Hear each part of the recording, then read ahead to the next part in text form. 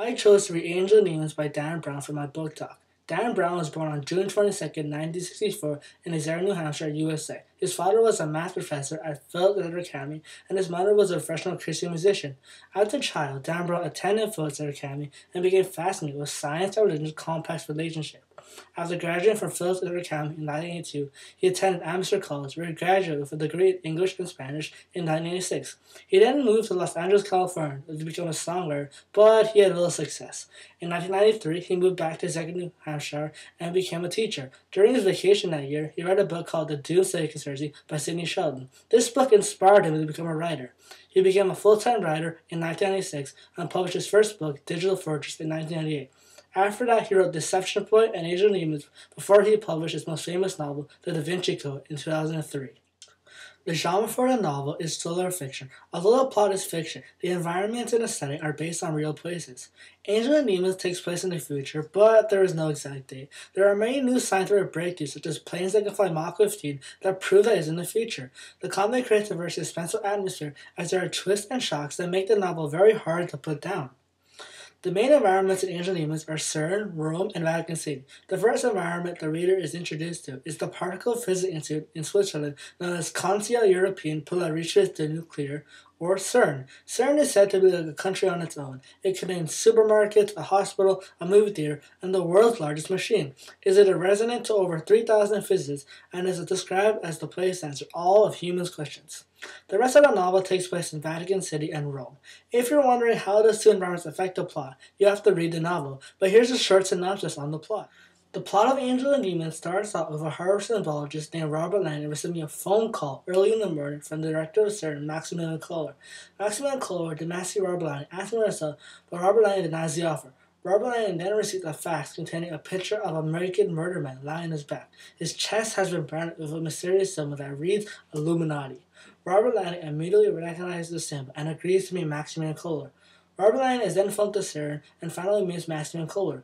Maximilian Kohler explains that a prominent scientist named Leonardo Mazzavecchio was the person on the fax and that he needs Robert Langdon to help because of his knowledge on the Illuminati. While walking around CERN, Robert Langdon tells Maximilian Kohler who the Illuminati were. Shortly, Leonardo Vecchio's daughter, Vittoria, arrives, and together they go down to Leonardo Vecchio's personal research facility. In the research facility, Vittoria explains that her father recreated Genesis and created a special kind of matter known as antimatter.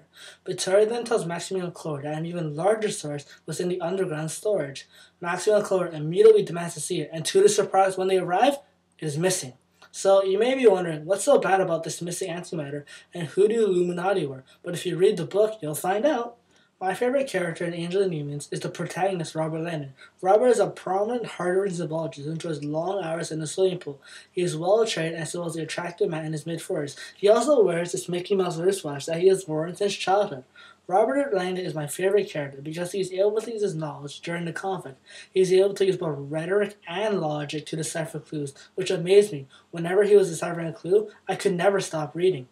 There are two major themes in this novel. The first major theme is that science and religion both have the same purpose. Science and religion can be considered opposites, as science is based on facts and observations, and religion is based on stories from the Bible, but they do the same job. Science and religion's purpose are to answer questions humans do not fully understand.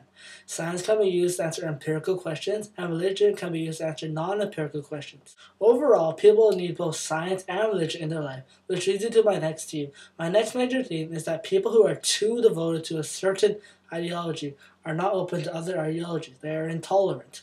A prime example is the Pope Camerlengo, who is very devoted to the church. I am going to read a passage of the Camerlengo talking about the war between science and religion. The ancient war between science and religion is over, the Camerlengo said. You have won, but you have not won fairly. You have not won by providing answers. You have won by so radically reorienting our society that the truths we once saw as a signpost now seem inapplicable. Religion cannot keep up. Scientific growth is exponential. It feeds on itself like a virus. Every new breakthrough opens doors for new breakthroughs. Mankind took thousands of years to progress from the wheel to the car, yet only decades from the car into space. Now we measure scientific progress into weeks. We are spinning out of control. The rift between us grows deeper and deeper, and as religion is left behind, people find themselves in a spiritual void. As you can see, the Camerlengo thinks that science progress is destroying religion and people's faiths. Angels and Demons makes many observations about life and the world around us. The first observation Angels and Demons makes is that many people are still intolerant to other ideologies. A prime example of a character like this is Maximilian Kohler. Maximilian Kohler is very devoted to science, but despises religion.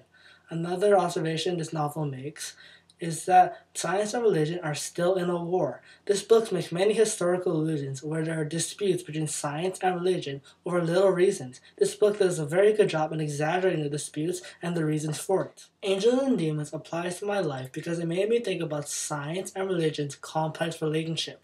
Although I am a Catholic, I am sometimes wondering when to believe in religion and science. This novel has taught me that I need both science and religion in my life. It has opened up a further understanding of religion and science coexisting, and now I know that I cannot be narrow-minded and always lean on one side. Overall, I think Angels and Demons is an amazing novel, and if you're the type of reader that likes suspense, twists, and new aspects on religion and science, I recommend reading this novel or anything by Dan Brown. Thank you for listening to my book talk.